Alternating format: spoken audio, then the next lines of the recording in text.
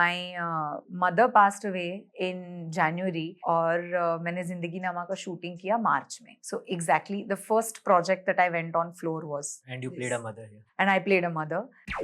अभी तक आपने जितने भी कैरेक्टर्स किए हैं वो मोस्टली अर्बन गर्ल्स या फिर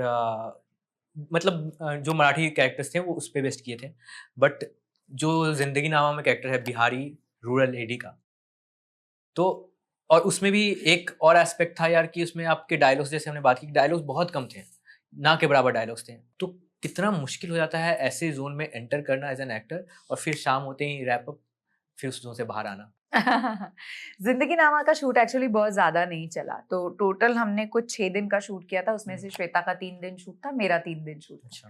तो वो एक्चुअली 3 दिन ही शूट करना पड़ा, इसलिए वो ज्यादा शायद I didn't have to be in that character for so long. पर इन एंड आउट हर कैरेक्टर के लिए वैसे तो मैं बैलेंस कर पाती हूँ.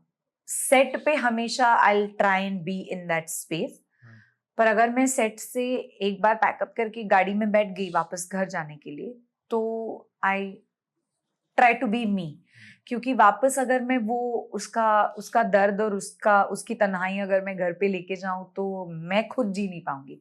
This is exactly where I was saying कि आपको आपके किरदार और आपका पर्सनल लाइफ थोड़ा अलग रखना चाहिए. What happens is that if you have something very toxic और इमोशनली ट्रॉमेटिक, तो ड्रेन कर देता है आपको वो फिजिकली, वो ड्रेन और टायर्डनेस वो रहता है, पर emotionally I try and come out of it. Then I try to stay calm, I try to avoid talking to many people. तो शायद मुझे जो चीजों से अच्छा लगे, खुशी हो, वो चीजें मैं शायद करूंगी. पर जिंदगी नामा के लिए it was only a 3 days journey, तो वो पूरे तीन दिन I made sure that I'll be in that space because it was a very short period of time. It was also possible.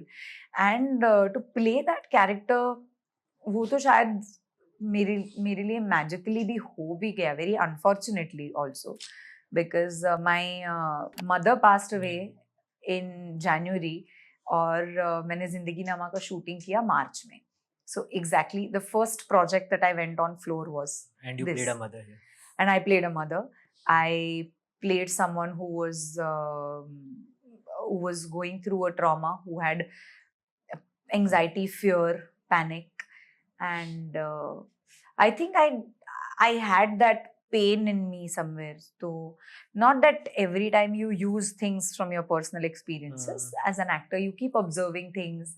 आप पढ़ते हो तो उसमें से आपको कुछ, आपके पास कुछ रह जाता है, and then you use it, or something you see that you know that stays at the back of your mind and then you use it. But in this, I was already in pain. I had not recovered. I was not out of that pain, and I think just the thought that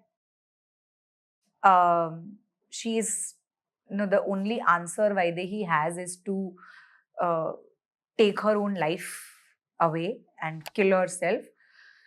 That was quite traumatic for me. So that it I mean, I took a little time. उससे ज़्यादा उससे वो जो बाबा के पास लेके जाते हैं and all of that, उससे जो उसकी anxiety बढ़ती है, I think that exhausted me a lot. तो फिजिकल टायर्डनेस और इमोशनल एग्जॉस्ट बहुत हो गई मैं जिंदगी नामा में, बट आई थिंक इमोशनली वो एक खालीपन मेरे में था उस वक्त जो मुझे फील हो रहा था, तो शायद वो ट्रांसलेट भी हो गया स्क्रीन पे. मुझे था मैं ना रो दूं.